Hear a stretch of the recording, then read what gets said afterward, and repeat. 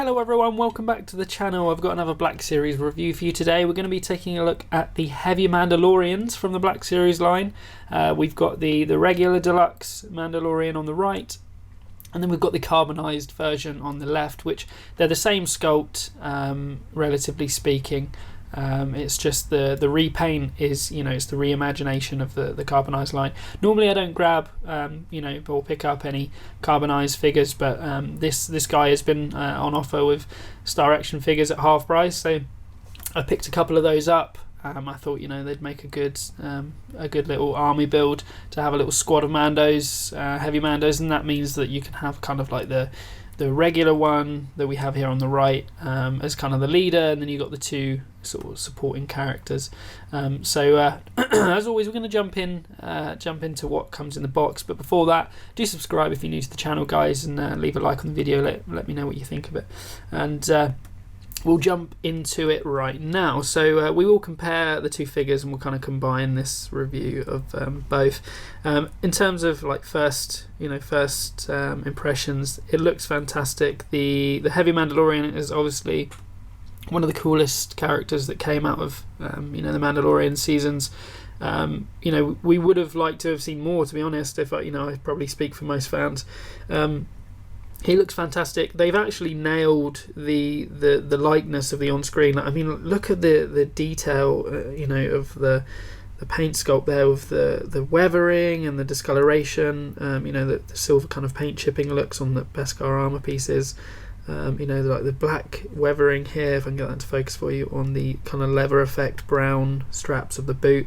Just looks fantastic. I mean, he's an awesome looking character, as it is anyway, but they've actually translated everything on screen to this figure in a very nice way. He looks fantastic, but the paint applications and their ability to actually make it work in the action figure 6 scale, or rather 6-inch 12 scale form, has been fantastic. I'm a massive fan of this. If you look just straight off the bat of the colours, and the differing colours in here, and all of the different details, like there's so much detail going on, and then when you dive in deeper to sort of like the paint applications on the gauntlet, like I said, the silver paint chipping, the dents in the armour, you've got the chipping of the helmet, you can kind of see the dents in there, the little chips like he's been in battle, you've got that across like the gauntlet here and across the legs, and it just looks fantastic. Speaking for mine, at least, the paint applications are really, really good. In terms of the carbonized one, like I said, it's the same sculpt, it's just a different paint scheme for that line. So we'll sort of jump into the paint scheme on this. This guy, like I said, it was Star Action Figures had him kind of on offer. It was sort of £15 rather than the kind of £30 price that the deluxe is normally.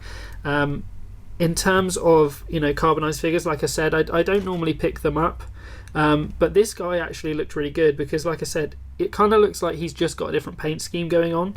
It looks like he's one of the other heavy Mando infantry, rather than just a kind of strange and wonderful paint job on a normal character like the IG-11 one.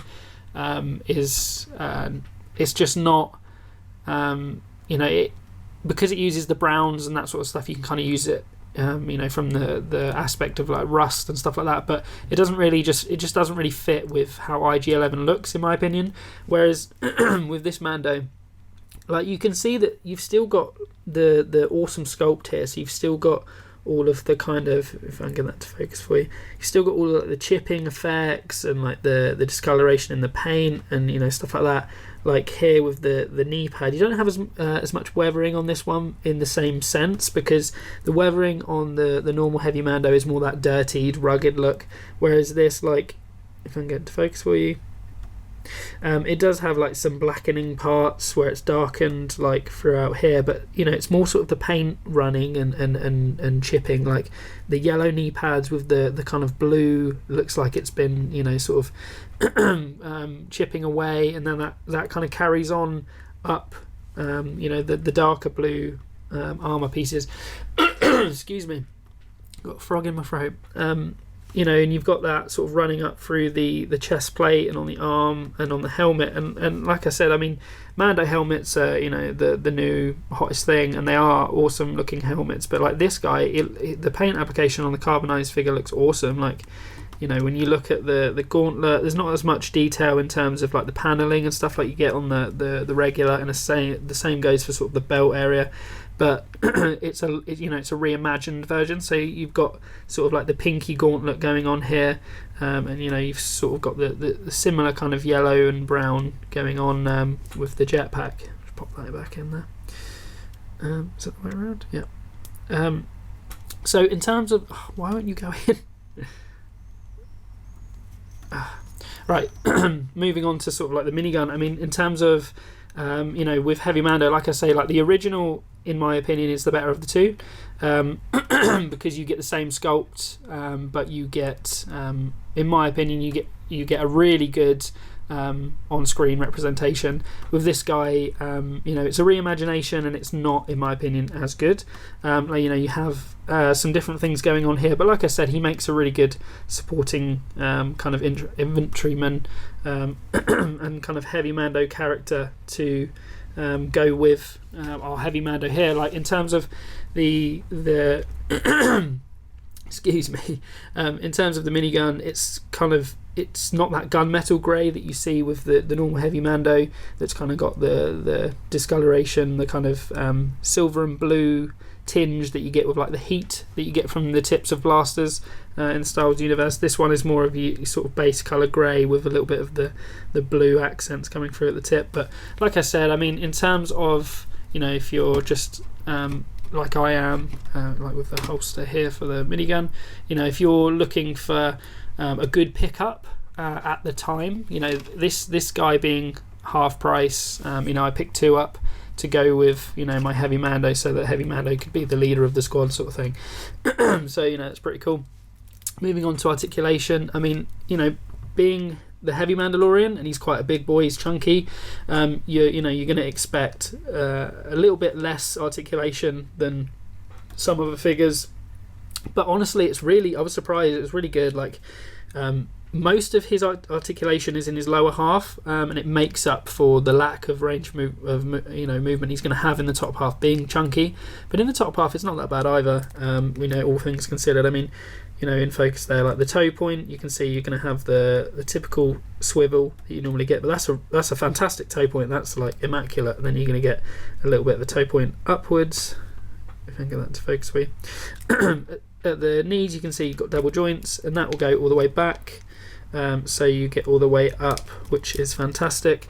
You can kind of see that he's got the rubbery. Why aren't you focusing? You've got the rubbery kind of tunics that will fold up under or out of the way if you want it to. In terms of range of motion at the hip, he's got really good range of motion. Comes up to 90, nice and easily. He will split very easily as well. He's got a fantastic split. So like I say, like you can get him into kneeling poses.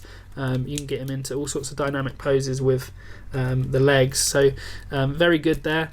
In terms of you know, the hands, you've got the pivots in the wrist, like you can see here, if I can get it into focus. So like he will pivot in, you know, to kind of grip the minigun or anything else in different ways, which is good. Obviously you've got the kind of grenade launcher thing on his wrist that he can't push back past, but you know, he will twist his hand, so you can work around that. At the elbow, like you see here, you've got pretty much 90. You can disconnect the tube, but in terms of like the arm, you know, he's a bigger character. He's not going to be able to do the full bicep curl, but honestly, he's, you know, because he's got the rubber, the new rubber pauldrons that we see, it's fantastic because this rubber is really flexible, as you can see, but it's got that solidarity look to it. It does look like hard plastic, but the decal on there, the Mandalore decal, looks awesome. You know, some of the sort of denting and like, you know, the discoloration of the paint is there, so it's nice that you can kind of have the best of both worlds and get that up over there. So he will go to 90, and he will kind of flex. So in terms of the range of motion, he'll do 360 as well. In the arms, it's pretty good. And again, they've done a really good job on sculpting these pauldrons to look solid but be flexible to get him into dynamic poses. In terms of the upper body, like I said, most of the range of motion's in the lower body. So his abdomen is set, you can't move that, but he's got a pivot in the chest. He's got a little bit of back and forth, not much really, but like I say, because he's got a lot of range of motion down low, it kind of helps with that, because he can do a bit of a chin to chest, bit of a look up. You've got the sort of chicken action, bit of a forward back to look down more, to look up more. Not too bad. And like we've talked about with Mandalorian helmets before, it's so important that they can move, because it's where the emotion is portrayed, because you can't see a face. If he's going to tilt like this, he's going to tilt like this, down, up, diagonal, side to side. He'll go 360. So he's got that movement in there. In terms of the backpack, it's just the single pop into the back, and like I said, the tube just goes into the arm there. And this sort of chain gun energy attachment is kind of the same thing that we saw in like Rogue One, with that kind of with Baze Malice or Malbus, I can't remember his name now. In his kind of heavy machine gun sort of thing. In terms of like in the real world, obviously, if you had a bandolier or something to feed a minigun, that's kind of what this is. But this is kind of like, I would say it's kind of like your power pack, or whatever is feeding the gun. In terms of the gun, you've got it rotates on that so that you can change his angle. You can come around the other side if you want, which is nice. And then you've got the trigger hand there that spins out, so that you can do that, but it also spins anyway you want to hold it, so it's really cool. It does holster on the side, so he can stand there without the gun in his hand. And when you've got a heavy blaster that big, it being holstered is a really good addition. If you couldn't holster it would be quite annoying, because you've got this massive rifle that's really kick-ass and cool, but like if he can't not hold it, what's he going to do with it? So that's quite cool. But like I say, you can pop it off, and you can do some scenes without it. But heavy Mandalorians, whether it's carbonized or not, I definitely think is a pickup. The heavy Mando is an awesome character in terms of versatility. You can put him in so many scenes. You can do solo stuff. You can do bounty hunter stuff. You can do even prequel or Empire stuff where he's like, he's with Mandalore, or he's with the Mandalorians on Mandalore. You could do throwbacks to his old days during the Clone Wars, kind of see an origin story there, or you could kind of work on him in this Mandalorian era, post kind of Empire reign, and like we said, watching the show, he was such an awesome character, and we'd like to know more. It'd be interesting to see if season 3, the Mandalorian, we'll see him come back. I'd like to think that he survived helping Mando escape. Excuse me. So it'd be cool to see. So I definitely think it's worth a pickup. Of the two, personally, I think if you can pick one up, go for the original. He is fantastic looking. They both have great articulation, to be honest, and like I say, being a heavy Mandalorian, but just a Mandalorian soldier, and being the heavy Mando, you can use him in so many different ways. But in terms of articulation, it's pretty damn good. Versatility wise, like I say, you can put him in all sorts of scenes, but that paint job on the original is just absolutely fantastic to me, and I think it's a definite pickup while you still can. Like I say, the carbonized one is half price, and it is a good pickup actually, just in general. When you think about it at that price.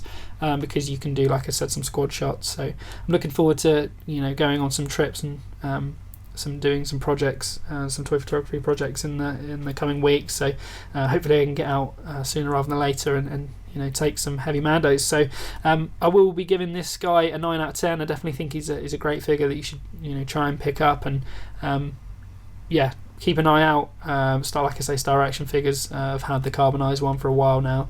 In terms of the regular one, you can find that all sorts of places at the moment still, I think, like places like Zavi and stuff, but you can never be too sure when it's going to be gone for good. So yeah, I'm going to leave you with that, guys. I hope it was informative. I hope you enjoyed the video. Like I say, do subscribe to the channel. We've got plenty to come. Leave a like if you enjoyed it, and let me know what you thought. So I'm going to leave you with this one, guys. Take care, and I'll see you in the next one.